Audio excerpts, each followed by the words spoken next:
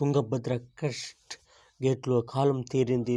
మరమ్మతులతో కాలయాపన వద్దు. నిపుణులు అత్యాధునిక డిజైన్తో కొత్తవి ఏర్పాటు చేయాలి. స్టాప్ లాక్ ఎలిమెంట్స్ పై అధ్యయనం అవసరం. నిపుణుల కమిటీ ప్రాథమిక అంచనా 1.632 అడుగుల వరకు నీటినిల్వకు సూచన. 3 రోజులు బోర్డుకు సమగ్ర నివేదిక. ఈ విధంగా పాతది కొత్తది చేయాలి, లేకపోతే వేరే అయితే పర్వాలేదు. ఇది నీటి సమస్య, తుంగభద్ర గేట్ల సమస్య. ఈ నీటితో ఎంతమంది చనిపోయారో మనకు తెలుసు.